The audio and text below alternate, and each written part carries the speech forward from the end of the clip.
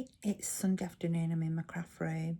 I've just been to church, just got back, had a bit of lunch, so I thought I'd come along and have a little period of quiet, meditative craft. Just enjoy the bird song. I've put a little video together of me making some beautiful button cards with antique mother of pearl and a couple of vintage stroke antique shell buttons as well. So please enjoy. Thank you for watching. So here we are. This is the first one I've made. I really like this fabric. Here it is. I can't even remember where I got it. Vintage Journal postcard labels, the Henley, and then it's cut off. So the Henley something. But what I particularly like about them is some are written in French. So oiseau there for a bird, papillon for the butterfly. So I thought I'll use some of these for in my French journal that I'm making. So I thought they're ideal just for cutting out in the rectangular shapes, which I have done. And here's one that I've already made. And I've cut out the fabric, rectangular shape. I've actually very lightly glued it onto card, and it will just peel off, as you can see. I'll stick that back down so that the buttons and things can be taken off and the fabric used as a fabric piece, or I can use it as a journaling card. I thought I could even back that if I wanted to, or if you just snip it's linen cotton, that will release the buttons, and these are antique buttons. So I'm making some of these, and I know that I'll make too much because I'm particularly after the French words. So for example, this one here says Rosa. That isn't French, I don't believe. So I'll be selling some of these. I'll be popping them into my Etsy shop. This one I've already glued this piece of trim on. Yeah, so some bits are glued on. So the trim here is glued on. This trim's stitched on. So I thought they were really, really pretty. And they're so lovely just to sit quietly in my craft room, looking at the beautiful flowers and things in my garden, and just doing that quiet, creative meditation. So I've literally just used a dry glue. When you use a dry glue, that's so easy they come off. I mean, I may choose for ones that I choose to put in my journal, I might stitch around, but I don't know, to be honest. I think they just look really pretty as they are. So that's that one. So now I'm going to start and work on this one. You can join me. I'll not show you every single stitch as I go along because it would get quite tedious watching a slow stitch, wouldn't it? So I've picked my little bits and pieces that I want on. So I'm putting these lovely vintage poppers. I've got this, it isn't vintage, but it looks vintage style. The scissors, but they don't actually work as scissors. It's a shame. I've got my 6 buttons. And they're all mother of pearl. Oh, I think they're maybe shell, but they're all vintage or antique. This one I've just popped on a little piece of gauze that I've dyed with avocado dye. And then 2 tiny ones.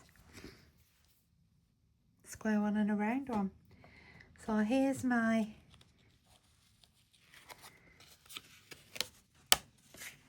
piece of fabric. Like I say, I've already glued that on.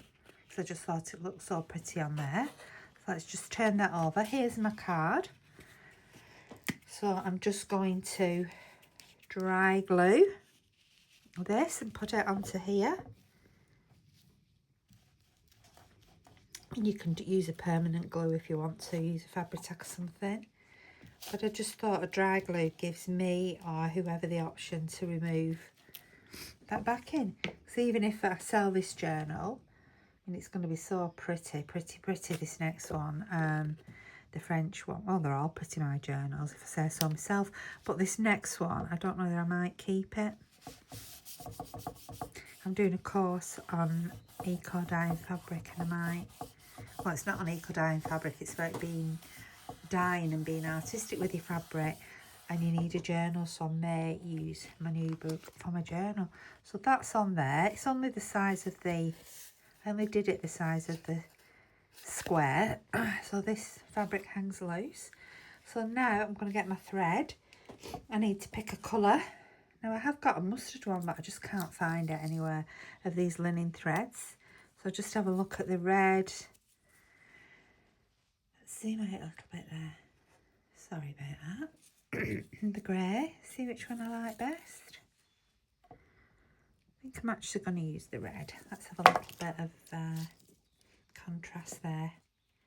So for the scissors, I've got some white cotton. I've got this really old, and I collect all sorts of bits and pieces.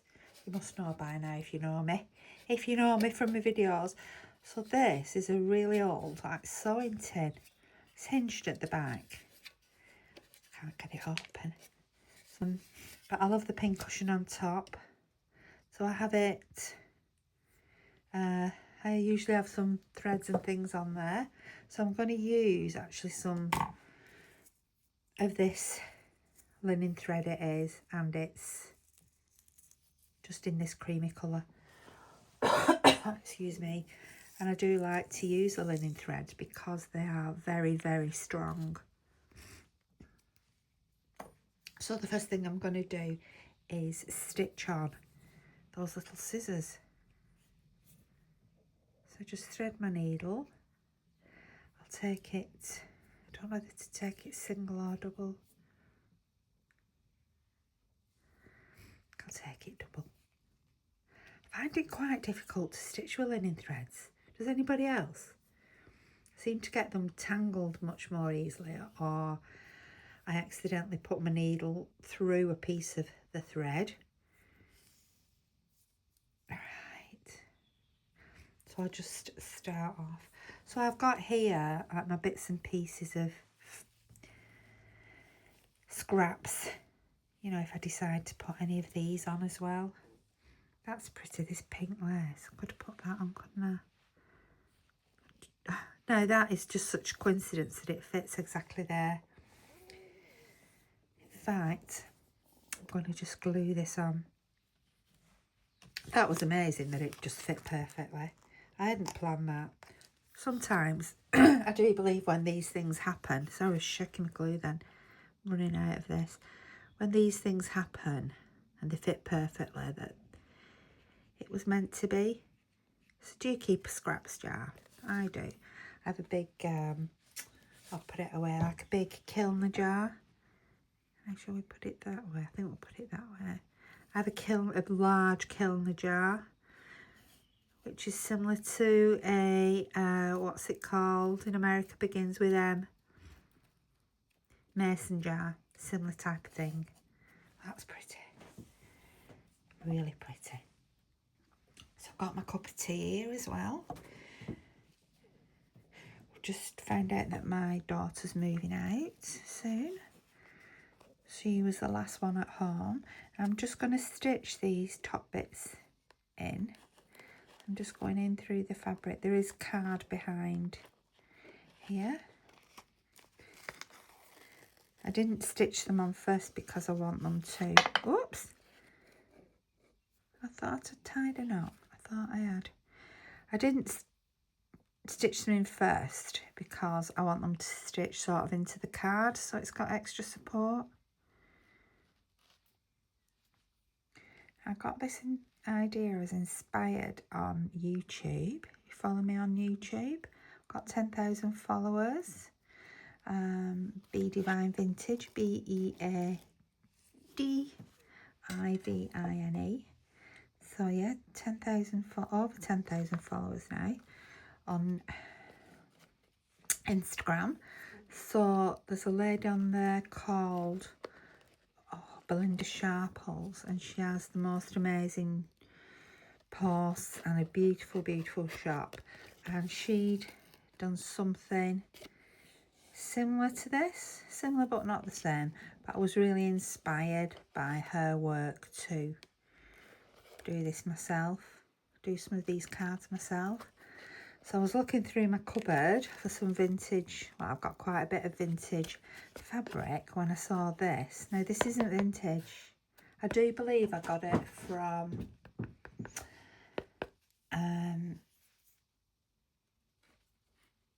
eBay. Yeah, I did. So I got it from eBay. I would say probably pre-COVID. So it probably is about 6 or 7 years old. And it's just been sat there in the cupboard doing nothing. So when I went for my vintage fabric to make something similar, there it was, just staring at me. So I thought, right, we'll go for that one. I'm going to go through the card. So just push through. And I'm going to come back through the card as well. There we go. I'll just tie this off at the front. So yeah, so I saw some button cards that she'd done and I was admiring them and thought, right, let's have a go myself for in my next journal. When I saw this, I thought, this is it. This is, especially with it having French writing on, I thought that is perfect. Perfecto for what I need. I'll just cut that off. Like an idiot, I was trying to trim it down with my humongous scissors yesterday. I need my tiny scissors for this. Now you can, of course, stitch across that if you wanted to, you know, cross the main scissor part, or you could leave it free like that, so that you can take it off. I'm going to glue this down. So I'm just going to put some glue on the back of these scissors and just pop that down. I'm going to be doing some gardening tomorrow. I've just been looking at my garden. Behind my craft room, I found this bush that I didn't even know I had. I think we've always cut it back, but because it's behind my craft room, it hasn't been cut back. And it's got all the berries on. I can't remember what it's called, but it's got all the berries on that you can actually dye fabric with. So I thought, yes, I'll be doing that. Right, so get your cotton that you're going to use. Cotton, or this is, like I said, this is 100% linen cotton, and it's Gutermann Gutermann. I do like Gutermann. Right, yeah, they're a little bit more expensive, but they are beautiful. Select your needle. Just have a look. Check that it does go through your smallest button. Yes, it does. There's nothing worse than doing all your work through and then it doesn't go through your buttonhole. So yeah, Gutermann, I love this thread. I believe it's German. So many things that you buy from Germany are always, I think, such good quality.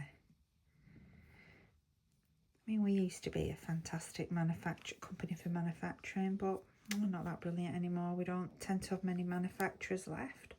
Where I live in the northwest, in Lancashire, we were like main player in the Industrial Revolution, and we made a lot of fabrics, textiles. That was our key industry. And in Bolton we have Samuel Crompton, that's my maiden name, Crompton, who invented I think it was a flying shuttle. So yeah, I come from a very sort of industrial part of the world. England, the UK, when I was a little girl, I'm pretty good, mate, at working out where things come up, straight up through. Yeah, where I live, there used to be so many mills, you know, for the cotton, but not anymore. There's hardly any mills left, which is such a shame. I mean, when I was little, I thought they were so ugly, those big red buildings, but now the few that we've got left, I think there should be some sort of conservation order on them. Some have been converted, you know, and have like different types of shops in them, or offices and things.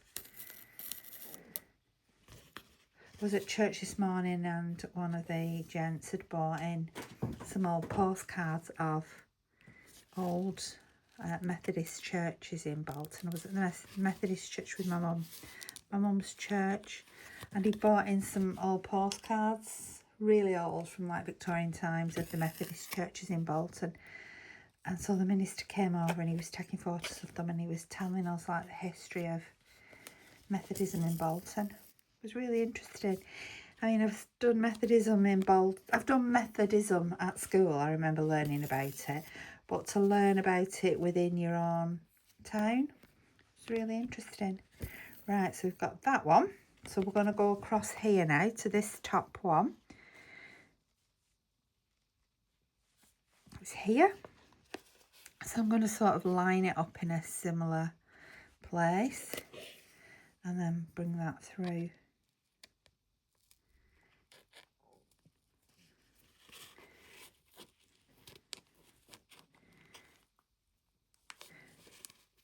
And stitch this on.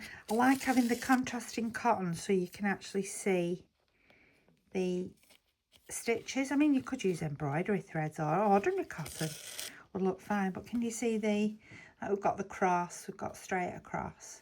So I'll carry on and I'll bring you back when I'm nearing the end of this one.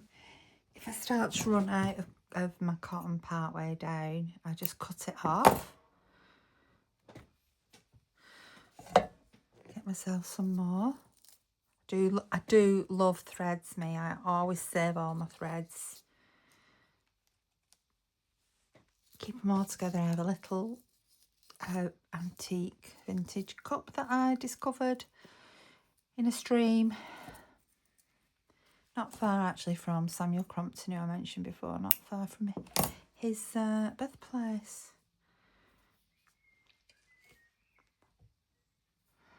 Let's just thread up again. Whoop. So of course, because I'm on video, oh there we go. I didn't really want to thread up. Normally I'm a first time, more or less a first time threader. Right, let's bring these together and then I will literally just tie them.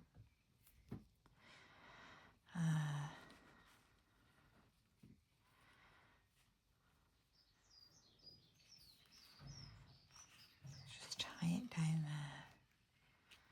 Just tie them together and continue. Then I don't have to be threading my threads through the front of it.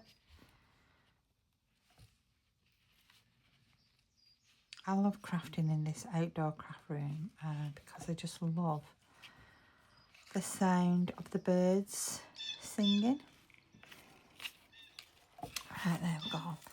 And then I will just trim off my little scissors, any excesses. So keep the back as tight as I can. There we go. So now I'm down to this next one. I need a little bit of glue for this. So I'm putting some of this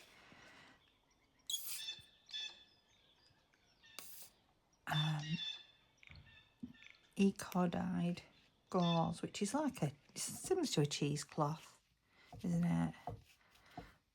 On there, and it's been dyed with avocado. It just adds a bit more depth to your work. You could always slow stitch on here as well, couldn't you, if you wanted to do some slow stitching?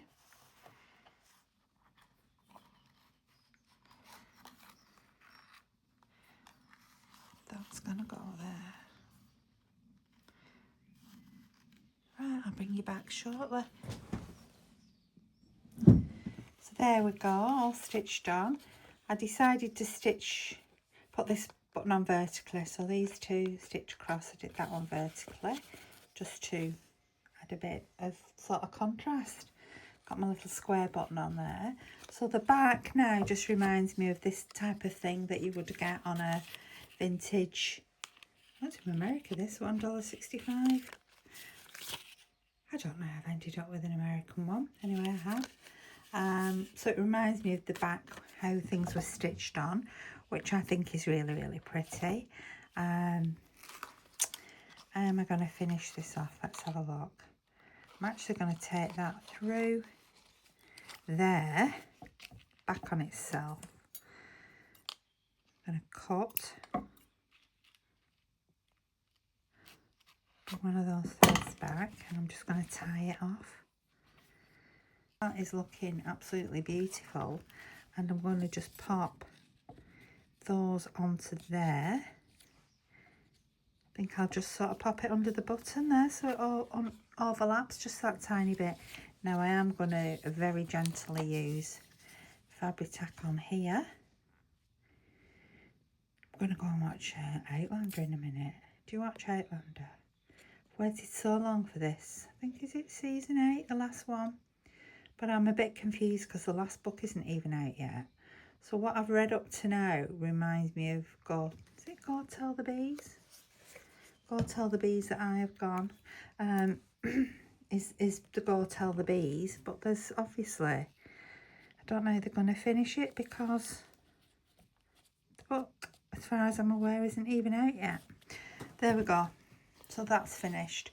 So that gives me 2 really pretty journaling cards now for in my very feminine, very pretty journal called Isabel that I'm going to be doing shortly. They've both got that lovely S shape. I'm sticking with that tidiness. That one is a bit of slow stitching just when I stitch that on. Very, very relaxing. So I hope you like me just showing you how I've done these, and enjoy making some button cards too. Thank you for watching.